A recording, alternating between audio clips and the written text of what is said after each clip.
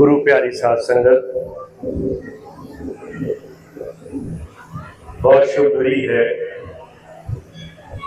बाबा सावन सिंह जी महाराज के जन्म दिवस के महीने के रूप में हम पूरे महीने उनको याद करके, उनकी शिक्षाओं को याद करके ये बड़े पावन रूप में आज का ये दिन मना रहे हैं।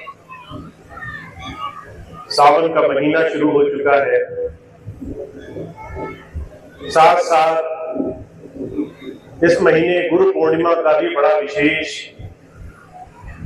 त्योहार, विशेष अवसर हमें मिला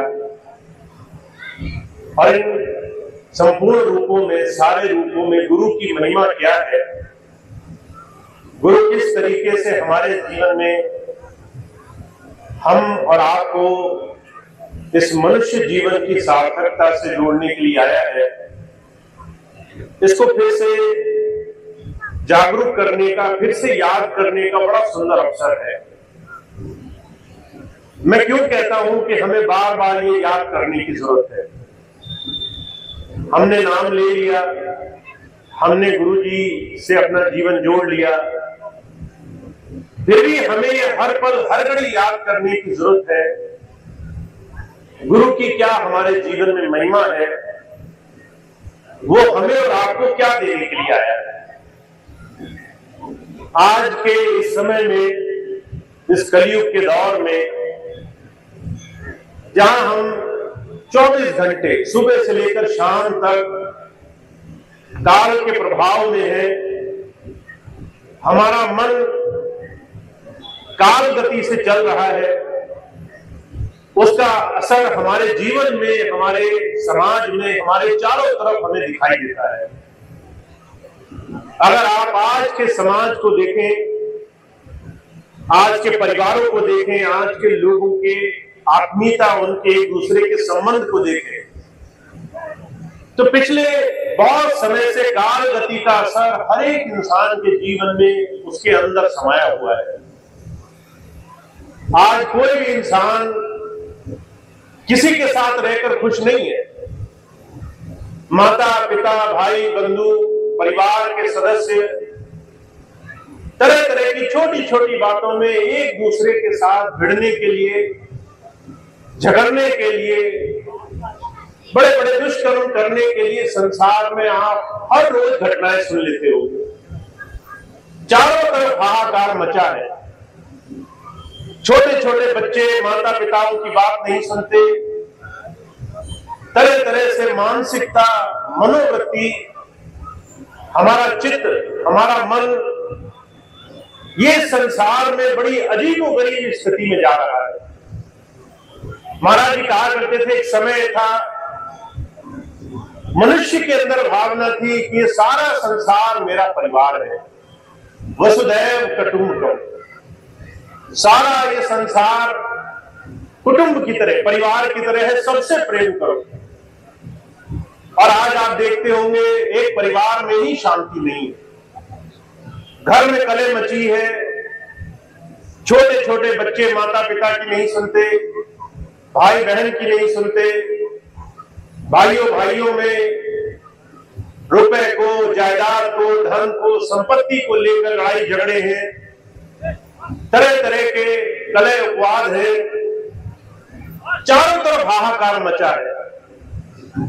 हुजूर कहा करते थे, ऐसे समय में जहां बड़ी तेज से समाज विषमताओं की तरफ गिर रहा हो, जहां चारों तरफ काल हर एक मति में बैठ करके हाहाकार मचा रहा हो, ऐसे में संसार में संत महापुरुषों के साथ जुड़ना बहुत सौभाग्य का विषय है। कबीर साहब ने इस बात को कहा है, कहा चलती चाकी देख कर दिया कबीरा रोए, दो पाटन के बीच में साबुत बचा न कोई।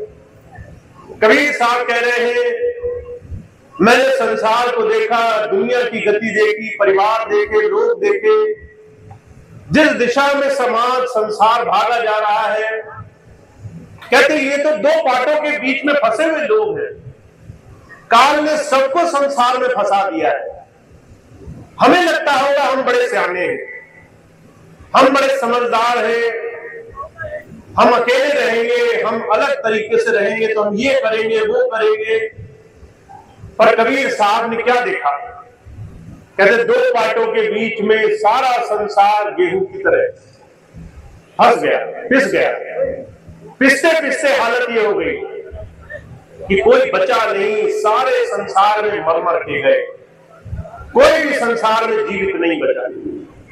किसी भी संसार के मनुष्य को इस जीवन की सार्थकता, इस जीवन का स्वभाव, इस जीवन की सरलता नहीं समझ में आए। आज आप किसी से पूछें आप क्यों जी रहे हैं, तो किसी को नहीं पता कि जीवन का लक्ष्य क्या है, उद्देश्य क्या है। धन, वैभव, संपत्ति, संपदा, मान, बड़ाई, दुनिया की बड़ी से बड़ी कीमती कीमती चीजों के लिए संसार भाग रहा है। हुजूर कहा करते थे, आग लगी आकाश में, झरझर गिरे अंगार, संत न होते जगत में जल मरता संसार। संसार में आग लगी हुई है, चारों तरफ हाहाकार मचा है। ऐसे समय में संतों की बड़ी आवश्यकता है, महापुरुषों के सानिध्य में बैठने की बड़ी आवश्यकता है। बाबा सावन सिंह जी महाराज के बारे में एक बात कही जाती है। बाबा सावन सिंह जी महाराज आज के इस कलयुग में एक ऐसे महापुरुष हुए, एक ऐसे संत हुए जिन्होंने सहज भक्ति, सरलता की तरफ लोगों को जोड़ा। उनके गुरु बाबा जयमल सिंह जी महाराज थे, जिन्होंने संत मत में किसी भी तरीके से सरलता, सहजता को साधारण नहीं माना। बाबा जयमल सिंह जी महाराज का नियम था, खूब भजन करो, घंटों घंटों साधना करो, धन, वैभव, संसार की संपत्ति को हाथ मत लगाओ। वो सारा जीवन बिना आश्रम बनाए बियाबानों में अकेले एकांत में जाकर के भजन किया करते थे। कोई उनसे कहता कि महाराज डेरा बना लो, तो उसके बड़े खिलाफ थे। कोई कहता था आश्रम बना लो, रहने की जगह बना लो, तो हमेशा मना किया करते थे। और उनके साथ जो जो जुड़ा, उसने जीवन में बड़े श्रम से, बड़ी मेहनत से, बड़े साधन से भक्ति करी। आप विचार करें, अगर ऐसे संत महात्मा आज के समय में होते जो बड़ा आपसे मांग करते कि आप जीवन में तप करो, मेहनत करो, घंटों घंटों भजन करो, तो हम संसार से आज के समय में कोई भी रास्ता नहीं पा सकते थे। हमसे और आपसे कोई कहे कि 4 घंटे भजन करो, 10 घंटे भजन करो, हम पे ये संभव नहीं है। हम जो 2 मिनट एक जगह ध्यान नहीं लगा सकते आज के कलयुग में, उस प्रभु को पाने के लिए हम ऐसा कठोर तप कैसे करेंगे? पर बाबा सावन सिंह जी महाराज ने सहजता बनाई। वो कैसे महापुरुष थे जिन्होंने आकर के हमें और आपको आसान तरीका दिया, सेवा का तरीका दिया, सत्संग का तरीका दिया।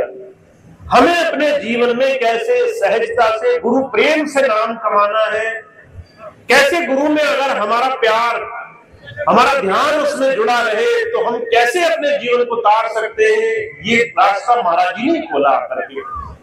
बाबा सावन सिंह जी महाराज के जीवन की घटना आती है। एक बार फ्रंटियर मेल से कहीं जा रहे थे, किसी शेख ने, किसी जय शेख ने उनको चलती हुई ट्रेन से एक झलक भर देखा और उनका स्वरूप देखकर, उनकी शक्ल देख करके उसके मन में प्रेम पैदा हुआ। उसने कहा, अल्लाह क्या नूरानी दाढ़ी है, क्या नूरानी चेहरा है, नूर है चेहरे पर। उसको वो चेहरा इतनी चमक, इतना नूर, इतना खूबसूरत लगा कि मन में प्रेम भाव पैदा हुआ। और वो प्रेम भाव ऐसा था कि वो शक्ल उनके जहन से नहीं गई। शेख साहब के दिल में वो शक्ल बसी रही। और जब उनका अंत समय आया तो उन्हें महाराज जी के दर्शन हुए। महाराज जी कहने लगे, चलो मैं तुम्हें लेकर चलता हूं। अब शेख साहब ये बात अपने पड़ोसियों को बताते थे। कोई महात्मा है लंबी दाढ़ी वाला, कहता है मैं तुम्हें लेने आया हूं। कुछ सत्संगी थे आसपास, उन्होंने तस्वीर दिखाई, शेख जी पहचान गए, कहने लगे यही महात्मा है। लोगों को आश्चर्य हुआ, एक ऐसा आदमी जिसने नाम नहीं लिया, गुरु धारण नहीं किया, आध्यात्म की ABCD नहीं आती, भक्ति नहीं की, भजन नहीं किया, उसको गुरु जी कैसे लेने आ सकते हैं? कहीं काल तो नहीं है। वो गए बाबा सावन सिंह जी महाराज से ये घटना सुनाई। बाबा जी कहने लगे कलयुग में गुरु का, उसकी कृपा का, उसकी दया मेहर का बड़ा भारी सहारा होगा।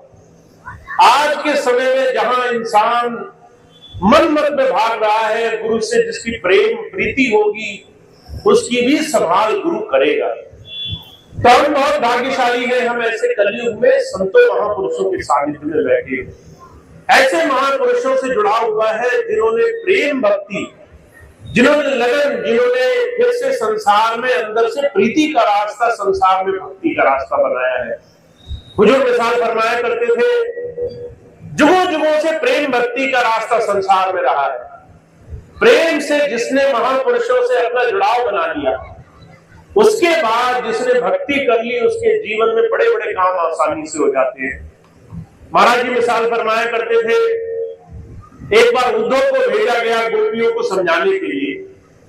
गोपियां श्री कृष्ण से प्रेम करती थी, प्रेम में व्याकुल रहती, प्रेम में इतनी मगन रहती कि उन्हें कोई चीज नहीं ध्यान रही। जब श्री कृष्ण चले गए, द्वारका पहुंच गए, तो यह उद्धव के मन में ख्याल आया कि ये तो प्रेम भक्ति में मगन रहेंगी, श्री कृष्ण कभी जाएंगे नहीं, मिलेंगे नहीं, इनका जीवन तो बर्बाद हो जाएगा। तो उनके मन में ख्याल आया, मैं गोपियों को ज्ञान की शिक्षा देता हूं, मैं जाऊंगा, इन्हें कहूंगा इतना कृष्ण को प्रेम मत करो, कृष्ण के नाम की भक्ति करो, तुम साधना करो, तुम ध्यान करो, ज्ञान पाओ।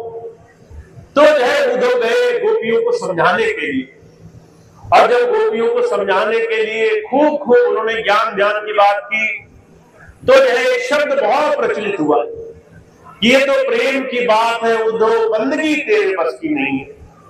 वो शब्द गोपियों ने अपने हृदय के उद्गार, अपने प्रेम भक्ति को दर्शाने के लिए कहा।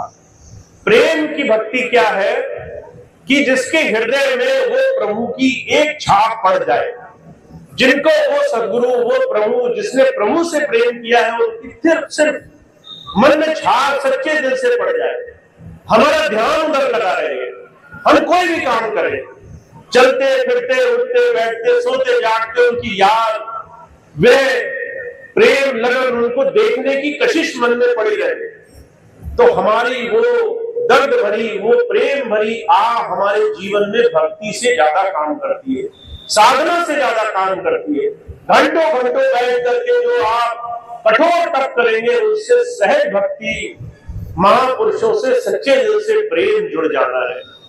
तो इस बात को गोपियों ने उद्धव को कहा है कि हमें ये ज्ञान न समझाओ, तुम वापस चले जाओ, हमें तुम्हारी बात नहीं समझ में आती, हमारे हृदय में तो कृष्ण समाये हैं, हमने तो उन्हें अंदर बिठा रखा है, हमने तो उनके दर्शन किए हैं, हमें कुछ और नहीं समझ में आएगा। तो हमारे स्वामी जी महाराज इसी बात को कहते हैं, कहते वो भाग्यशाली होते हैं जिनको गुरु से प्रेम बनने लग जाता है, जिनका ध्यान गुरु में लगने लग जाता है, जिनके अंदर गुरु जी की याद बसने लग जाती है। ऐसे लोग बनाए नहीं जा सकते। आप कहो प्रेम समझाया जा सकता है, प्रेम सिखाया जा सकता है, प्रेम पढ़ाया जा सकता है, प्रेम पढ़ाया नहीं जा सकता, प्रेम सिखाया नहीं जा सकता। आप हजारों संगत में घूमोगे, आप किसी को नहीं कह सकते कि गुरु जी से प्रेम करो। जिसे होगा उसे कैसे होगा ये वही जानता है, उसने कैसे गुरु को याद किया है, कैसे गुरु की तरफ उसका ध्यान लगा है, ये सिर्फ उसके हृदय की अवस्था है। तो जो कहा करते थे, ऐसे घोर कलयुग में वो जीव धन्य भागी है जिनके अंदर गुरु प्रेम जग गया है, जिनके अंदर उस प्रभु प्रेम में, उनकी याद में, दिल में उनकी याद बनी हुई है। हुजूर कृपाल सिंह जी महाराज कहा करते थे, प्रेम की एक बड़ी भारी परिकाष्ठा है। आप वैसे तो लोगों को बहुत कुछ कह सकते हो, पर प्रेम की एक बड़ी भारी परिकाष्ठा है। प्रेम हमारे अंदर से झलक मार करके निकल जाता है। का प्रेम छुपाया ना छुपे, जागट प्रगट हुए, जापे मुख बोले नहीं, नैन देखे हुए। जिसके अंदर प्रेम होगा उसकी आंखों में दिखाई देगा, जिसके अंदर प्रेम होगा उसके अंदर से वो विरह एकांत में देखने को मिलेगा। वो दुनिया के सामने जाकर के बड़ी बड़ी बातें नहीं करेगा कि मैं अपने गुरु जी को इतना प्रेम करता हूं, वो एकांत में बैठा होगा, आप उसको देख लेना, उसकी आंखें सब कुछ बोलेंगी, उसके अंदर की बात उसके आंखों की जरिए आगे निकल आएगी। तो जो कहा करते थे प्रेम भक्ति जिनकी भी बनी है, आज के समय में जिन्हें भी गुरु से प्रेम बना है वो बहुत भाग्यशाली है। तो हमारे और आपके लिए गुरु से जुड़ने का सवाल है। आज के समय में बहुत से लोग आपको मिलेंगे जो कहेंगे कि हमने गुरु मत धारण किया है, संत मत धारण किया है, हम धर्म को मानने वाले हैं, हम ज्ञान को पाने वाले हैं। पर जो कहा करते थे लाखन में कोई है नहीं, कोटन में कोई है। गुरु प्रेमी, गुरु शिष्य, गुरु को मानने वाला, गुरु को दिल में बसाने वाला लाखों में भी नहीं है, करोड़ों में है। करोड़ों में ऐसे चंद ही हैं जो गुरु से अंदर से विरह प्रेम लगा करके बैठे। गुरु गोविंद सिंह जी महाराज के जीवन की घटना आती है। उन्होंने खूब सारे शिष्य बनाए। एक बार किसी ने कहा महाराज आपके पीछे तो चलने वाले हजारों लाखों लोग हैं। महाराज जी कहने लगे भाई हजारों लाखों नहीं है, सिर्फ चंद है, मुट्ठी भर है, सिर्फ कुछ ही ऐसे हैं जो गुरु को प्रेम कर रहे हैं, जो गुरु की बात को समझ रहे हैं, गुरु को जीवन में धारण कर रहे हैं। तो आज के समय में आपको बहुत कुछ संसार में देखने को मिलेगा, हर तरह के साधन, हर तरह की चीजें देखने को मिलेंगी, पर सतर्क रहना है, क्योंकि आपको गुरु प्रेम आसानी से देखने को नहीं मिलेगा। गुरु प्रेम जिसके अंदर होगा वो एकांत में भी बोलेगा, वो अकेले में भी बोलेगा। जहां कोई दिखावा नहीं होगा वहां भी गुरु प्रेम उसके अंदर आपको दिखाई देगा। उसके साथ अगर जुड़ने का मौका मिल जाए तो वो साथ कभी मत छोड़ना। अगर ऐसे गुरु प्रेमी के साथ बैठने का अवसर मिले तो उसे बार बार लेते रहना, क्योंकि गुरु प्रेमी की एक बड़ी खासियत होती है। जिनके अंदर गुरु प्रेम लगा होता है उसकी बड़ी खासियत होती है। अगर ऐसे लोगों की संगत मिल जाए तो वो आपके अंदर भी वैसी ही विरह पैदा कर देंगे, वो आपके अंदर भी वैसी लगन पैदा कर देंगे, वो आपको भी अंदर बेचैन कर देंगे, वो आपके अंदर भी गुरु से जुड़ने के लिए वैसी प्रेम भक्ति की दिशा पैदा कर देंगे। तो ऐसे लोगों की संगत हमारे जीवन में बड़ा सार्थक है। तो आज के समय में जहां आप गुरु जी से महीनों में एक बार मिलोगे, आप गुरु से कैसे जुड़े रह सकते हो? अपनी संगत का ध्यान रखना। आपकी संगत ऐसे लोगों के साथ होनी चाहिए जिनके अंदर गुरु प्रेम समाया हो। ऐसे लोगों के साथ कम उठना बैठना जो सिर्फ जबान से बड़ी बड़ी बातें करते हो, जबानी जमा खर्च करें। आपको बहुत से लोग मिलेंगे संसार में, आप अगर किसी से पैसा मांगने जाओ तो बहुत से लोग क्या कहते हैं, हाँ हमारे पास बहुत है, आज ही तुम्हें लाओ कितना दे दे।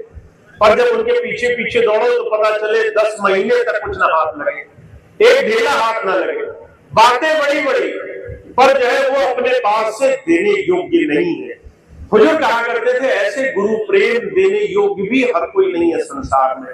आप जिसके पास बैठोगे, जिसके अंदर लगी होगी, उसके पास जब बैठोगे तो आपके अंदर भी वैसी ही लगन लगने लग जाएगी, वैसी प्रेम भावना लगने लग जाएगी। तो संगत का बड़ा ध्यान रखना है।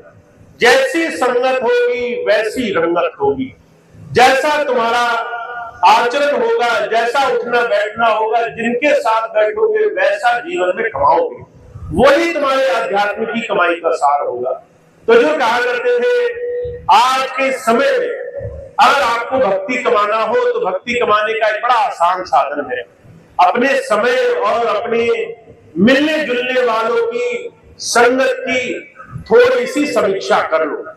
किनके साथ तुम अपना ज्यादा वक्त गुजारते हो, जिसके साथ ज्यादा वक्त गुजारते हो वैसे बनोगे।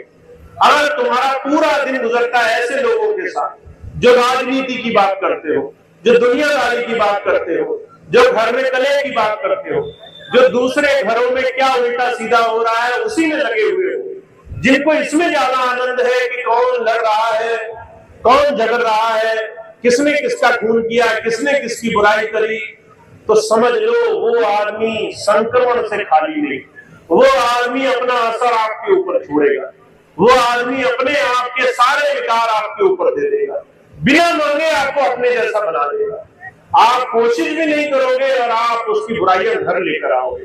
इसलिए कबीर साहब बड़ा जोर देकर कहते निंदक नीरे राखिए आंगन छवि छवाए, बिन साबुन बिन तेल के मन शीतल हो जाए। ऐसे लोगों के पास बैठो जो सच बोले, जो तुम्हारी बुराई छुपाए नहीं तुमसे, जो तुम्हें तुम्हारे मुंह पे बोले कि भाई जी तुम प्रेमी तो बहुत हो, वो तुम करते बहुत कम हो। तुम जो है गुरु जी के पास तो दिखावा करने तो बहुत जाते हो, पर जब बात आती है गुरु जी को दिल में बसाने की, तब तुम बड़ी कंजूसी करते हो, तब तुम उनको समय नहीं देते। जब तुम्हें कहा जाता है गुरु जी की याद करो, तो तुम्हारे पास 2 मिनट समय नहीं मिलता, पर जब तुम्हें मांगने की बारी आती है, तब तुम खूब खूब मांग करते हो। तुम्हें सच बोलने में कतराए नहीं, तुम्हें सच बोले और तुम उस बात से अपने जीवन का निर्माण करो, अपने जीवन को धीरे धीरे गुरु प्रेम में रखते हो। हुजूर कृपाल सिंह जी महाराज इसीलिए कहा करते थे कर्म भूमि है, यहाँ पर मनुष्य बनना है, यहाँ पर अपने जीवन में अपने आप को मन बुद्धि विकार के घाट से ऊपर उठा करके गुरु प्रेम तक लाना है। हमें अपने जीवन को धीरे धीरे ऊपर उठा करके अच्छा बनना है। इस अच्छा बनने की इस बड़ी भारी कर्म भूमि की गति में आप तभी अपने जीवन को गुरु प्रेम में रंग पाएंगे, जब अपने समय और अपने मिलने जुलने वालों का ध्यान रखेंगे।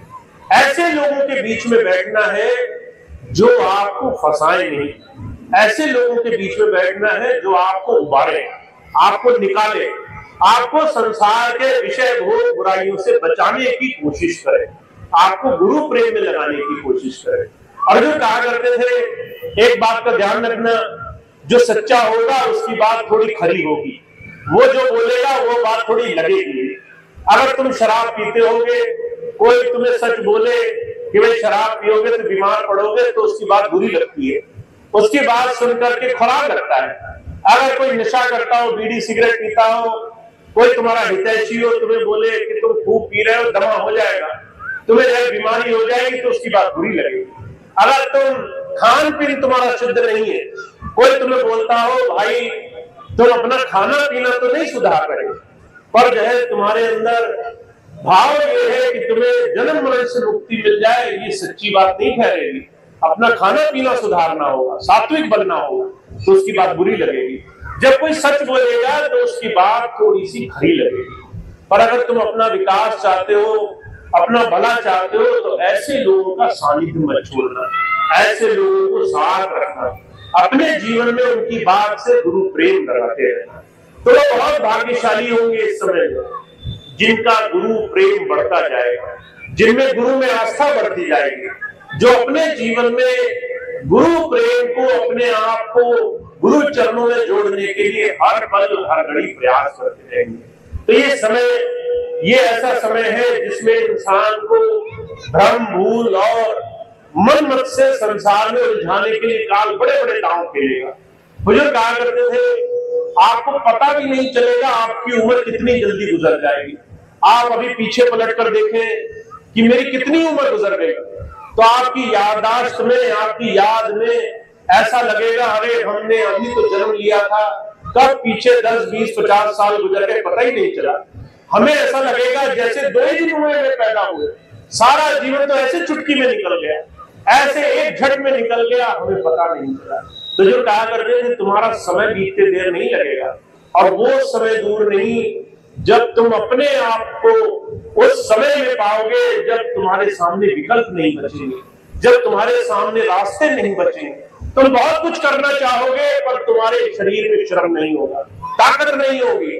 तुम जो है बहुत कुछ करना चाहोगे, मन से सिर्फ सोचते रह जाओगे, पर तुम्हारे पास मौके नहीं होंगे। ये जो अवसर है, इस अवसर को खराब मत करना, इस समय को बर्बाद मत करना। किसी भी लालच में, किसी भी धोखे में, किसी भी मत भ्रम में इस समय को जो बर्बाद कर देगा। हुजूर कहा करते थे अंत समय, आखिरी समय, बुढ़ापे में, निर्बलता में, अपने शरीर की जर्जरता में, जब तुम ऐसे लोगों को देखो जो वृद्ध है, बीमार है, दुखी है, परेशान है, आपको दया आएगी कि ये इंसान चाहता बहुत कुछ है पर अब इसके पास मौके नहीं बचे, इसके पास अवसर नहीं बचा कि अपने जीवन को वैसे जी सके जैसे जीना चाहता है। तो आपके पास अभी मौका है, इस मौके को, इस समय को, अपनी संगत को सुधार लो, अपने आप को ऐसे लोगों में बिठाओ जहां गुरु प्रेम, हुजूर कहा करते थे, नशे की तरह लग जाए। तुम्हारे दिन दिन रात रात 24 घंटे तुम्हारा ध्यान तुम्हारे गुरु में रहे, तुम्हारे अंदर उनकी याद बनी रहे, उनके दर्शनों की चाह बनी है। मुझे अभी कुछ दिन पहले की घटना है, एक भाई मिले उन्नाव के, बेचारे बड़े बुजुर्ग, 80 साल से ज्यादा की उम्र। मैंने देखा सुबह ही सुबह वो जो है जहां हम रहते हैं वहां पर सुबह ही सुबह आ गए।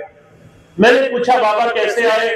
कहने लगे रात को बड़ी अंदर से उमंग जगी कि किसी तरह से दर्शन हो जाते। तो मैंने कहा फिर क्या किया? कहने लगे बस जैसे ही भोर हुई हमने साइकिल उठाई, हमने साइकिल चलानी शुरू कर दी। मैंने कहा कितनी दूर चला कर आए? 40 किलोमीटर साइकिल वो चला करके सुबह ही सुबह दर्शन करने पहुंच गए। और वो वहां बैठे रहे कि कब उन्हें दर्शन होंगे। जब दर्शन हो गए तो मैंने कहा अब क्या प्रोग्राम है? कहने लगे बस अब वापस जाएंगे। वो व्यक्ति जो 80 साल से ज्यादा उम्र का है, उसके अंदर अंदर विरह पैदा हुई। उसने न कोई आओ देखा, न ताव देखा, न दुनिया की कोई सुविधा देखी, न साधन देखा। वो सिर्फ दर्शन करने के लिए इतनी दूर साइकिल चलाकर चला आया, सिर्फ इस भाव से एक बार दर्शन हो जाए। और दर्शन करने के बाद कुछ और मांग भी नहीं रखी। ये भी नहीं कहा कि मैं अब यहाँ घंटा 2 घंटा बैठूंगा, मुझे ये दो वो दो 10 तरह की चीजें दो। सिर्फ दर्शन किए, वापस लौट गया, कहने लगा जो मैं चाहता था वो हो गया। तो जो कहा करते थे जिसके अंदर प्रेम जग जाता है उसके अंदर उड़द जग जाती है, उसको दर्शनों की चाहना हो जाती है। और जिसके अंदर ऐसे गुरु प्रभु बस जाएगा उसके जीवन में बड़े बड़े चमत्कार होने लग जाएंगे। उसके अंदर गुरु की कृपा से बड़े बड़े काम सहजता से होने लग जाएंगे। तो आज के समय में वो बहुत भाग्यशाली है जिन्हें ऐसा प्रेम जग रहा है। ऐसे लोगों के साथ बैठो, ऐसे लोगों के साथ थोड़ा समय गुजारा करो, गुरु चर्चा किया करो। उनके साथ गुजारा हुआ थोड़ा सा समय तुम्हारे जीवन में चमत्कार करेगा। वो तुम्हारे जीवन में गुरु प्रेम बढ़ देगा। तुम्हें गुरु से कैसे जुड़ना है, गुरु से हम कैसे प्रेम से जुड़े, ये भाव पैदा कर देगा। तो आप बहुत भाग्यशाली हैं, आपको इस जीवन में भक्ति भाव कमाने का मौका मिला है। इसको कमाने का एक ही तरीका है, पहले अंदर से जुड़ना है, उसके बाद काम बनेगा। अगर आप बाहर से जुड़े तो यह आपका काम अधूरा ही है। मैं कई बार देखता हूं बहुत से लोग किसी प्रचार के कारण, किसी के बुलाने के कारण, किसी के कहने सुनने के कारण जब सत्संग में आते हैं तो नामदान लिए बगैर उनकी सबसे पहली चीज क्या होती है? आएंगे सबसे पहले आते कहेंगे गुरुजी हम यहाँ फंसे हुए हैं, ये मजबूरी है, ये परेशानी है, ये दिक्कत है, पहले ये हल करो। हल करोगे तो हम आपको गुरु मानेंगे। सबसे पहले लंबी लिस्ट लेकर आते हैं अपनी इच्छाओं की, मांग की, बड़ी बड़ी चीजों की, कि ये काम पहले कोई बनाएगा फिर देखेंगे आगे। लोगों को आज के समय में लगता है हमारी मांग कोई पूरी करे तो जाकर के हम उनको माने। और जो कहा करते थे संतों महापुरुषों को कोई ठग नहीं सकता। महापुरुष अपनी कमाई किसी पर ऐसे नहीं उठाते। वो ये नहीं देखते कि तुम आगे तो बड़ा उपकार किया, तुम्हारे बगैर तो हमारा जीवन नहीं चलता। वो जो कहा करते थे संतों महापुरुषों की असलियत जान लो तो आपको हैरानी होगी। कहा हम ये काज जगत में आए, धर्म हेतु गुरुदेव पठाए। महापुरुषों को संसार में किसी चीज से प्रीति नहीं होती। अगर उन्हें जिम्मेदारी न सौंपी जाए तो वो किसी के साथ एक क्षण न बिताए, किसी के साथ बैठकर एक दिन दुनिया की बात न करे। उन्हें उस प्रभु में ऐसी आस्था होती है, दुनिया से एक क्षण का लेना देना नहीं होता। पर जब उनके पास कोई दुनिया की मांग लेकर आता है तो वो बिना किसी कारण से किसी की इच्छाएं पूरी भी नहीं करते। वो जानते हैं ये काम बनाने आया है, लेन देन का सौदेदार है। अगर सौदा ही करने आया है तो एक हाथ सौदा नहीं होगा। तुम लेने आए हो तो ऐसे नहीं दिया जाएगा, लेने के लिए देना भी पड़ेगा और उसके लिए तुम्हें अपने जीवन को उस तरह से जोड़ना भी पड़ेगा। तो वो लोग बड़े भूल भ्रम है जो सोचते हैं पहले अपनी मांगे मनवाए।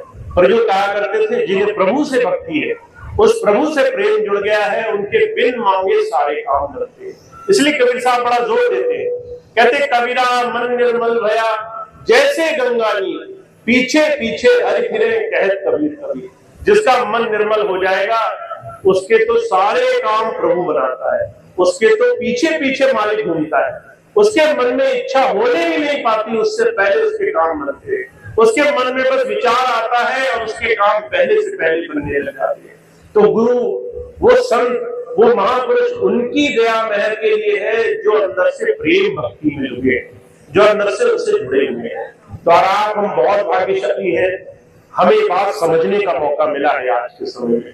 तो हमें इस प्रेम भक्ति को बढ़ाना है, और इसको बढ़ाने का सबसे आसान तरीका है जिनमें वो प्रेम जागा हुआ है, जो अंदर से उस मालिक की याद में लगे हुए हैं, जो बहुत कम लोग हैं उनकी संगत आपको मिले। ऐसे लोगों के साथ बैठा उठा करो, और जो लोग दुनियादारी की खूब चर्चा करें उनसे थोड़ा थोड़ा बचा करो। अगर थोड़ा सा भी बचना शुरू करोगे तो जीवन में बेहतर होने लगेगा, जीवन अच्छा होने लगेगा। अगर 100 लोगों के साथ मिलते बैठते हो तो थोड़ा सा कम करने लगो, थोड़ा ऐसे लोगों के साथ कम उठो बैठो जो सिर्फ दुनिया की तमाम दुनियादारी की बात करें, सिर्फ दुख की बात करें, सिर्फ रोने धोने की बात करें। ऐसे लोगों के साथ बैठो जो उस मालिक का शुक्राना अदा करते हैं, जिनके दिल में उस प्रभु की याद बसती है, जो कहते हो हे प्रभु तेरा शुक्र है, आज का जीवन तूने दिया, आज का दिन दिया, तेरी दया से अच्छा कर गया। जिन्हें उस प्रभु की दया भी दिखती है, जिसे सिर्फ दुनिया में बुरा बुरा दिख रहा है, उसके साथ बैठोगे तो जीवन में बड़ा बुरा हो जाएगा। तो आपकी संगत आपका जीवन निर्धारण करेगी। आप गुरुजी से गुरुमत में मिलोगे या फिर आप संसार के लोगों के बहाव में आकर मनमत में मिल जाओगे। तो जीवन बहुत संजीदगी से गुजारना है। और जो कहा करते थे हर एक इंसान समझदार है, कोई घाटे का सौदा नहीं करेगा, कोई घाटे के सौदे में जाकर के नहीं करेगा। तो घाटे के सौदे में मत लगना, अच्छे काम में जीवन गुजारना, जिससे जीवन खूब खूब गुरुमय हो, जीवन में सार्थकता रहे। तो ये कुछ स्वामी जी महाराज की बात थी जो हमें अपने जीवन में लानी है। आज के समय में गुरुमत आचरण स्वभाव प्रेम प्यार से पैदा होगा। सिर्फ 5 नाम लेने से नहीं होगा, 5 नाम तो कोई भी ले सकता है, पर गुरुमत कब पैदा होगा? जब अंदर प्रेम पैदा होगा, जब उनके दर्शनों की लगन लगने लग जाएगी, जब तुम दौड़ दौड़ करके उनके दर्शनों के लिए मन में चाह भरोगे, तब तुम्हारे काम बनने लग जाएंगे। तो गुरुमत क्या है? गुरु का प्रेम ही गुरुमत है। गुरु के प्रेम में, गुरु की याद में अंदर मन जुड़ने लग जाए, यही सच्चा नाम है। तो हमें सच्चे नाम से जुड़ने का आशीर्वाद स्वामी जी दें। हम सभी लोग आज के समय में नाम से जुड़े, ऐसी उनकी कृपा हो। यही उनकी बात है जो मैंने आज आपकी सेवा में रखी। अब इतनी बात कहकर मैं अपनी बात समाप्त करूंगा। सभी भाई बहनों का बहुत बहुत धन्यवाद है आज के इस सुंदर आयोजन के लिए। आज के सुंदर आयोजन में आप सभी लोग बैठे, आप सभी का बहुत बहुत धन्यवाद। एक बात मैं और कहूंगा, हम सभी भाई बहन जितने भी नाम धारा से जुड़े हैं, जितने भी भजन सिमरन से जुड़े हैं, ध्यान करते हैं, उन सब के लिए एक और चीज बहुत बहुत मायने रखती है, एक और चीज बहुत जरूरी है। वो चीज हमारे जीवन का एक बहुत बड़ा आधार होनी चाहिए। तो उस चीज के बारे में मैं 2 बात आपको बताऊंगा, उस चीज को आप समझ लें। बहुत से लोग ऐसे हैं जो आज के समय में आहार की समझ नहीं रखते हैं, और आहार को महाराज जी ने, हुजूर कृपाल सिंह जी महाराज ने ध्यान भक्ति का एक बहुत बड़ा अंग माना है। अगर आप उस परमात्मा की भक्ति में लगे हैं तो आप कैसे जीवन जिएंगे, इससे बहुत फर्क पड़ेगा। आपके आहार, आपके विचार, आपकी भक्ति कैसी होगी, ये निर्धारित करेंगे। तो बहुत से लोग क्या करते हैं, वो आहार पर नजर नहीं रखते हैं। आहार के साथ हमारा कैसा संबंध है वो ही निर्धारण करेगा कि हमारा जीवन कैसे होगा। अभी कुछ दिन पहले मैंने बहुत से भाई बहनों को देखा, बहुत से भाई बहन इन दिनों जो मेरे पास आते हैं, तो अगर 10 लोग आए तो 10 में से 8 लोग ऐसे हैं जो शरीर की समस्याएं लेकर आते हैं। शरीर के रोग, शरीर की परेशानियां, शरीर की तकलीफें। कोई बीमार है, किसी को बड़े बड़े रोग लग गए, किसी को चलना फिरना मुश्किल हो गया, किसी को तरह तरह की परेशानियां हो गई। और बहुत से लोग एक बात मन में धारण करते हैं कि अगर हम बीमार हो गए तो हम दवाई खा लेंगे, दवाई से सब ठीक हो जाएगा। हर एक इंसान सोचता है हर एक रोग का उपचार दवाई है, पर दवाई हर रोग का उपचार नहीं है। आप हर रोग दवाई से ठीक नहीं कर पाएंगे। दवाई आखिरी विकल्प होता है। अगर आप गड्ढे में गिरी गए तो आपके पास क्या चारा है? आपको बाहर निकलने के अलावा कोई चारा नहीं है कि आप उस गड्ढे से कैसे बाहर निकलेंगे। आपको जो साधन मिले वो करना पड़ेगा, फिर अच्छा हो या बुरा हो। दवाई आखिरी रास्ता होती है। और बहुत से लोग आजकल दवाई के नाम पर बड़ी लूट खसोट मचाते हैं। अगर आप किसी डॉक्टर के पास चले जाएं तो डॉक्टर सोचता है कि आज मैं इस व्यक्ति के माध्यम से जितनी इसकी पूंजी है सब लूट लूंगा। तो वो आपको ऐसे ऐसे तरह तरह की जांचें बता देगा, तरह तरह की दवाइयां लिख देगा, तरह तरह की बातें बता देगा, जिसका आपके रोग से बहुत कम लेना देना है। अगर आपको बीमारी लगी है 2 पैसे की, तो वो 2000 का पर्चा काट देगा। और ये सारी बातें हम कर करके संसार में आज बहुत परेशान है। पहले तो रोगी हो गए, दूसरे डॉक्टरों के चक्कर पड़ गए, तीसरे पैसा भरते भरते परेशान है, और चौथी बात दवाई से रोग वैसे ही ठीक नहीं होंगे। 100 में से 50 ठीक होंगे, 50 ठीक नहीं होंगे। तो ये बात मैंने देखी कि लोग इतने दुखी हैं, परेशान हैं। तो हमारे सत्संगी वैद्य जी, मैंने उनसे पूछा आखिर क्या कारण है। सत्संगी न शराब पीते, न मांस खाते, न गलत खान पीन है, तो ये इतने बीमार कैसे पड़ते हैं। तो उन्होंने मुझे 1-2 बातें बताई जो मैं आपको बताता हूं। उन्होंने कहा भैया जी, सत्संगी अगर शराब ना पिए, अगर मांस न खाए, तो भी बहुत सी चीजें ऐसी है जो उसके जीवन में गलत हो जाती है। वो आहार से जुड़ी है, जो भोजन हम करते हैं, आहार से हमारा संबंध कैसा है, इस पर ये जुड़ी है। अगर आपका आहार से संबंध भोग का होगा तो आप हमेशा रोगी होंगे। अब भोग क्या होता है? जरूरत से ज्यादा खाना भोग होता है, लालच में खाना भोग होता है। किसी भी चीज को जो आपकी आंखों को पसंद हो, जो आपकी नाक को पसंद हो, जिससे मन में लालच पैदा हो और लालच के कारण कोई चीज खाई पी जाए, चाहे वो हमारे लिए अच्छी हो या बुरी हो, तो वो भोग होता है। और भोग जरूरत से ज्यादा खाना भी होता है। तो एक बहुत सुंदर कहावत है आयुर्वेद में, 1 बार खाए तो योगी, 2 बार खाए तो भोगी, 3 बार खाए तो रोगी। अगर आप दिन में 1 बार भोजन कर रहे हो, अगर आपकी उम्र 30 साल से ऊपर हो गई है, तो आप 1 बार भोजन करोगे तो आप योग की अवस्था में पहुंच जाओगे। 1 बार भोजन से शरीर स्वस्थ रहेगा, शरीर को जो ताकत है मिल जाएगी। फिर आपके पास इतनी ऊर्जा रहेगी कि अगर ध्यान किया तो ध्यान झट से बनेगा, क्योंकि आपका शरीर, आपका पूरा अस्तित्व वो भोजन को ही पचाने में नहीं लगा है। पूरा टाइम 24 घंटे भोजन के ही पीछे नहीं पड़ा है, वो अब ऊर्जा दे रहा है आपकी आत्मा को, आपके उत्थान को, आपके विकास को। तो 30 साल के जो ऊपर हो जाते हैं, अगर वो दिन में 1 बार खाएं तो वो योग को धारण करते हैं। 2 बार खाएं तो जो है उनके अंदर भूख पैदा होता है। अब 2 बार कोई क्यों खाता है कि भाई हमने खाना खा लिया, किसी ने स्वाद बनाया, किसी ने मीठा बनाया, किसी ने अच्छा बनाया, किसी ने जो है कोई बाहर से ले आया, किसी ने जानबूझ के खिलाया, किसी ने जोर जबरदस्ती से खिलाया।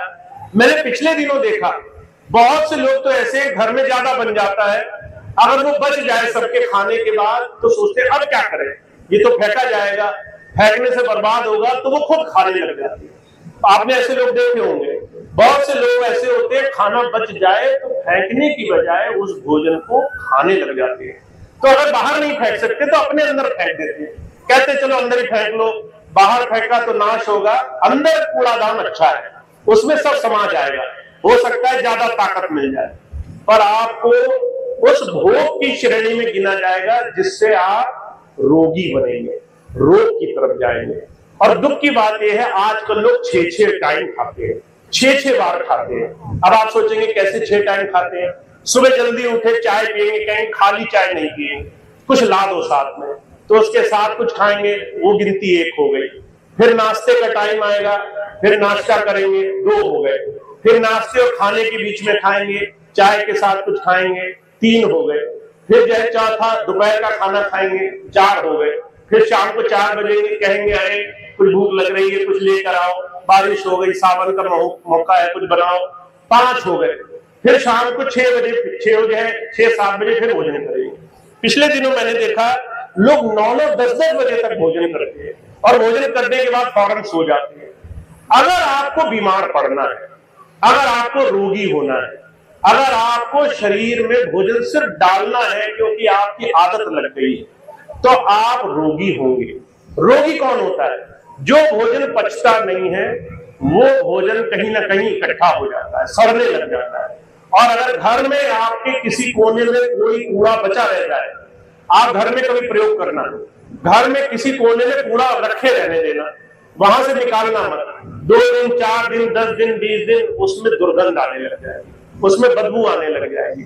कोई नाली हो जिसमें से गंदगी निकलती हो उसको बंद कर देना, उसको जो है साफ मत करना, उसको सड़ने देना, उसमें से दुर्गंध आने लग जाएगी। शरीर भी ऐसा ही है। अगर शरीर की सारी नालियां बंद हो जाएंगी, अगर शरीर का पाचन तंत्र बंद हो जाएगा, अगर 6-6 बार खाओगे, अगर रात को देर से खाओगे, तो फिर आपका बीमार होना तय है। अब कौन सी बीमारियां लगती हैं? आपको शुगर, ब्लड प्रेशर, कैंसर तक की बीमारियां हो सकती है, आपको अल्सर, आपको थायराइड, आपको तरह तरह की बड़ी बड़ी बीमारियां हो सकती है। भारत में इन दिनों हृदय घात की, हार्ट अटैक की बहुत बीमारी होती है।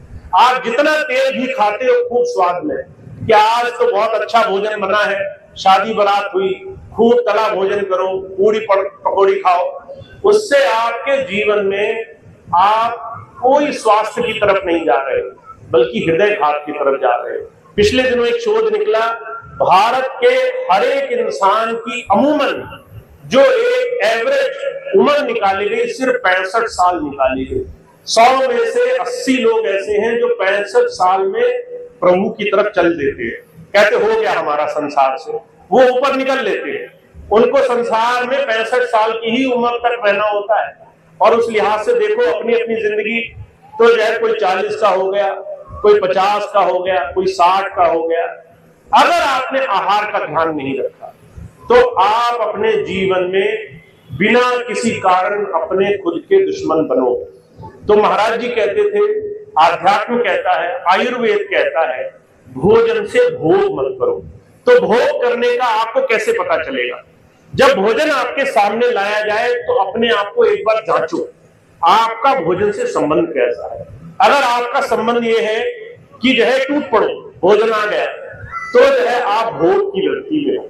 और अगर आप हाथ जोड़ करके थोड़ा सा प्रार्थना करके कि ये मेरे लिए परमात्मा का प्रसाद है, आप ऐसे बहुत शांति भाव से, बहुत अपने शरीर के लिए जो जरूरी है वो भोजन करते हो, तो आपके जीवन में वो भोजन आपके लिए अमृत बनेगा।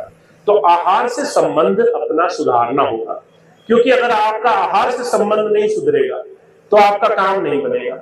अभी आज मैं आ रहा था सत्संग के लिए, तो मुझे पता चला किसी भाई ने नाश्ते की व्यवस्था रख ली।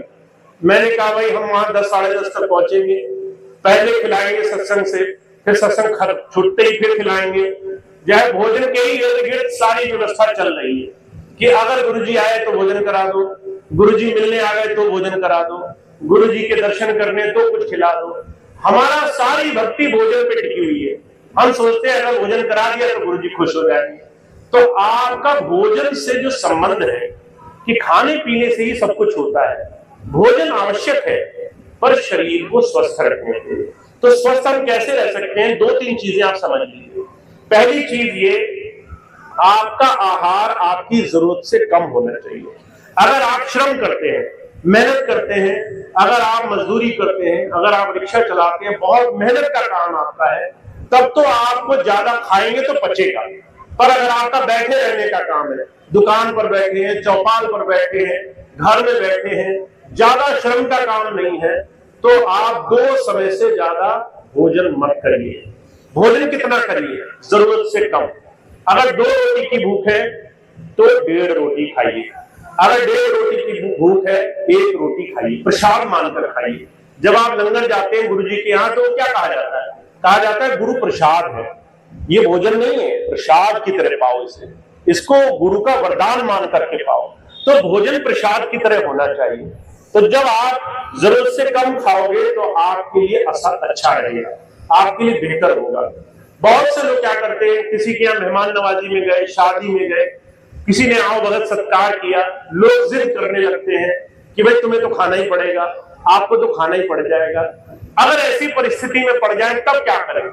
तो कोशिश करें कि अगर आपको ऐसी मजबूरी पड़ जाए, कोई नहीं माने, करना ही पड़ जाए, तो हफ्ते में 1 दिन अपने सुविधा अनुसार अपने आप को उपवास से जोड़ें।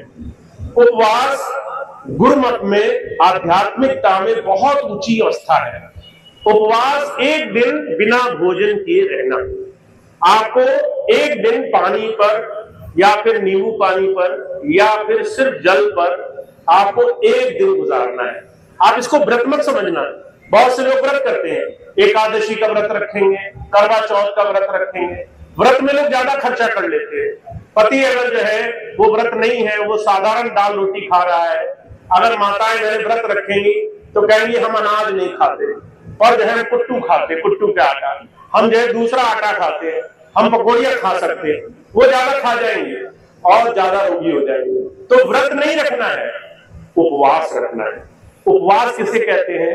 हफ्ते में एक दिन आप अपने शरीर को जितनी देर हो सके भोजन ना दो।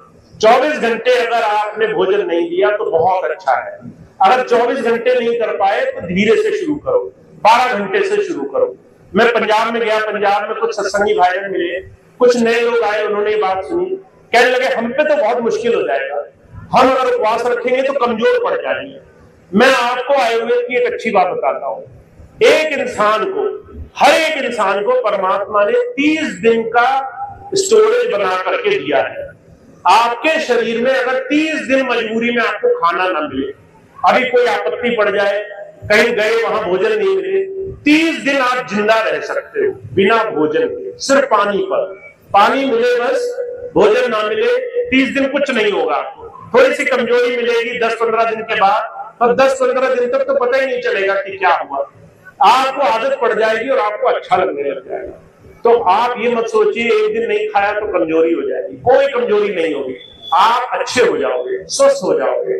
तो आप हफ्ते में एक दिन उपवास करना, बिना भोजन के जितना समय रह सको, तो 12 घंटे, 14 घंटे, 16 घंटे, जितनी देर रह सको। और अगर 24 घंटे रह गए तो बहुत अच्छा। तो एक दिन उपवास करने का नियम बनाइए, अच्छा है आपके लिए। जो बहुत दुर्बल है, जो बहुत बीमार है, जो बहुत तकलीफ में है, बहुत कमजोर है, वो ना रखें, बाकी सब रख सकते हैं। दूसरी बात ये, कुछ चीजों का बदलाव करना जरूरी है। मैं 2-3 चीजें जो मुझे अच्छी लगी, जो मैंने अपने जीवन में उतारी, वो आपको बताता हूं। 2-3 चीजें आप जीवन में ले आइए। पहली चीज, सफेद चीनी बदलनी है। सफेद चीनी से बनी हुई कोई भी चीज बदलनी है। अभी पिछले दिनों में खटोली पंजाब के पास एक आश्रम है स्वामी जी का, वहां गया, मैंने ये बात कही कि चीनी का इस्तेमाल बंद करना है। तो माता को ये लगा कि चीनी ऐसे खाना वो मना किया जा रहा है, कहने लगे हम तो चीनी नहीं खाते। तो उनके पास वाली बोली कि चीनी में मिला, चाय में मिला लेती है। तो कहने लगे हाँ, हंस के कहने लगे चाय में तो मिला लेते हैं। कहने लगे मीठा अगर हो तो वो खा लेती, तो हंसकर कहने लगे हाँ वो तो खा लेते हैं। अगर जो है दूसरी चीजें हो मीठी तो उसमें सेवन कर लेते। तो कोई भी चीज जिसमें सफेद चीनी पड़ी हो, वो या सफेद चीनी ऐसे, वो दोनों ही चीजें कहीं ना कहीं धीरे धीरे एक समय के बाद आपके शरीर को बहुत रोगी करने लगती है। आप उसकी बजाय अच्छी चीजें इस्तेमाल कर सकते हैं। आप पूछेंगे कौन सी? आप गुड़ इस्तेमाल कर सकते हैं, आप अच्छा शक्कर इस्तेमाल कर सकते हैं जो है थोड़ा सा भूरे रंग की होती है, आप शहद इस्तेमाल कर सकते हैं। आप ये सारी चीजें संतुलन में अपने घर में, अपने आप, अपने बच्चों, अपने परिवार को खाने पीने में दे सकते हैं। ये बहुत अच्छी है, चीनी से 1000 गुना अच्छी है। दूसरी चीज, सफेद नमक बंद करना होगा। सफेद नमक एक ऐसी चीज है जो आपके ब्लड प्रेशर और आपकी बहुत सारी परेशानियों की जड़ है, आपके बहुत सारे रोगों की जड़ है। सफेद नमक की जगह अगर आप सेंधा नमक इस्तेमाल करें, अगर आप काला नमक इस्तेमाल करें, नमक बहुत थोड़ा सा पड़ता है, वो ऐसी चीज है जो अच्छी होनी चाहिए।